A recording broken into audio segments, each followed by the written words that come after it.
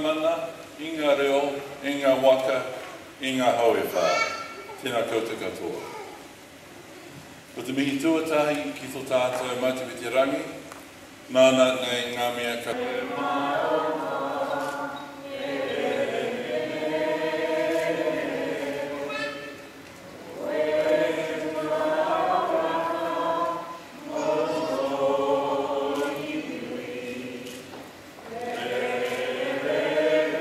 With enormous pleasure that I welcome you all to the second Lincoln University graduation ceremony for 2013.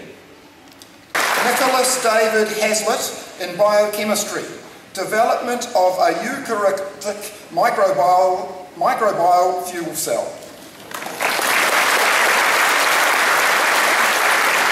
Maria Loreto Hernandez Maldonado in plant pathology, manipulating plant defences for improved control of diseases.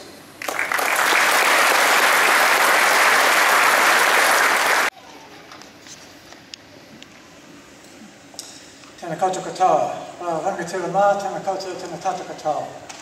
Chancellor, members of Council, staff of Lincoln University, representatives of Te Tamutu Unanga, honorary award recipient, distinguished guests, ladies and gentlemen, and of course, most importantly of all, graduates and diplomats. Kia ora tātou, welcome. It is a pleasure to have you here today to share this special moment in the life of this university and in the lives of a rewarding cohort of our students. Graduation is the high point of the academic year because it represents a pinnacle of achievement reached by you as students as you move to your new status of graduate. At Lincoln University we are proud of the fact that we are New Zealand's specialist land-based university with a mission to help feed the world, protect the future and live well. In this small country alone, nearly 500,000 people or more from 1/4 of the entire workforce are involved in the land-based industries. So you will have to be smart and dramatically raise the productive capacity of existing managed land and of all facets of the associated global value chains that run from farm, orchard, forest or ocean to final consumers in all 4 corners of planet Earth. I call upon Mrs. Jo Spencer-Bauer, President of the Lincoln University Alumni Association, to read the citation for the award of the Bledisloe Medal. Lincoln University Council, Vice Chancellor, distinguished guests, staff of Lincoln University, ladies and gentlemen, graduands and diplomats, it gives me great pleasure to introduce you the recipient of the Bledisloe Medal.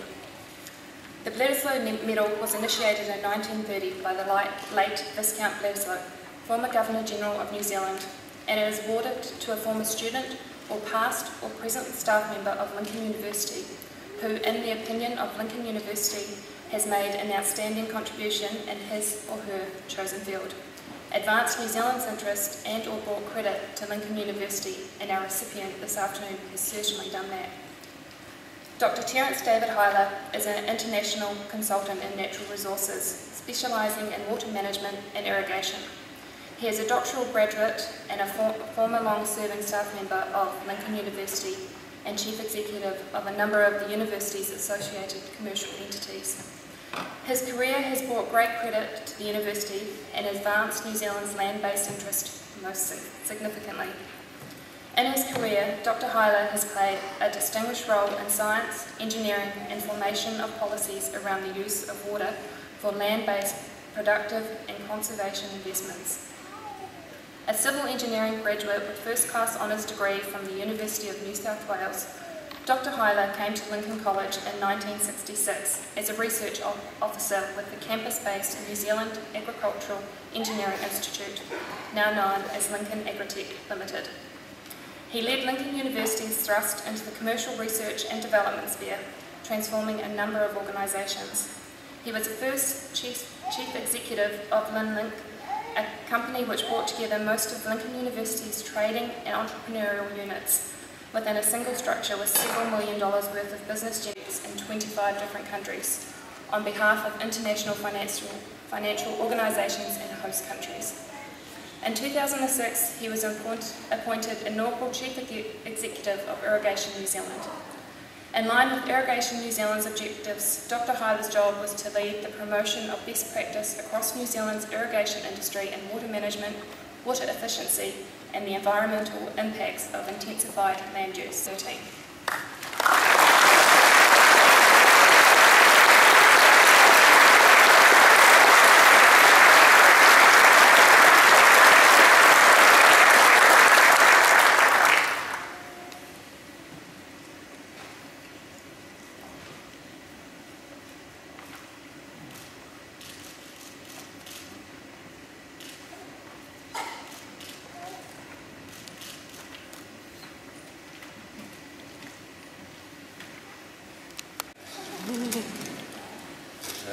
Smiles all round. Well, I'd like to acknowledge the Council, the Chancellor, the Vice-Chancellor, Lincoln University staff, you lot, graduates and diplomats, your proud families that are here to help you enjoy the day. And I acknowledge my own whānau here who have been with me on what's been a pretty long journey actually. I've been given the opportunity to sort of say a few words, and I'm going to say them to you, and I'm going to say them to the university. Because I've grown to a great age now, and that's all we can do at our age, is to give advice to others, because we're pretty useless about doing anything else. There are two issues of many I could talk about, but the two issues I think that you're going to confront, whether you come from New Zealand, or whether you come from another country, or whether you work offshore, there are two major issues. And I must say that I had no collusion with the Vice-Chancellor when I prepared these notes this morning, because it's about the same thing, really. In New Zealand, you'd be pretty blind if you didn't know there was a big debate about land use, intensified land use and water quality. That's a pretty privileged debate to have, because we're all pretty well fed. Around the world, the debate is about land use and food production. I worked overseas in another country and suggested that we should look very heavily, as we were designing a dam, at the environmental flows that needed to be left in the river to look after the wildlife in the river. And the chap I was working with from the company said, we'll fix up the hole in the ozone layer after we've fixed up the hole in the belly. So there are situations offshore about food security. We've got to produce 50% more food than we're producing now. That's more food than we've ever produced from the time that human civilization started agriculture. These are serious times, and Lincoln University graduates are going to have to play a part. Experience at Lincoln University changed me and changed my future professional life. For two reasons, and this is the one that I want to talk to you and Andy West referred to as well. Lincoln has always had the ability to think about land development excuse me, in systems terms. The old farm management department under the late Jim Stewart and those before him and some in the room now taught me a lot, that if you changed one thing within the farming system, it had implications everywhere. Right, so you just didn't make an intervention or investment in irrigation without thinking about the consequences. Mainly in those days, these were the social and the financial consequences for the farm involved. Nowadays, it's about the other stuff, the footprint, the environmental footprint of the change, seen within the system.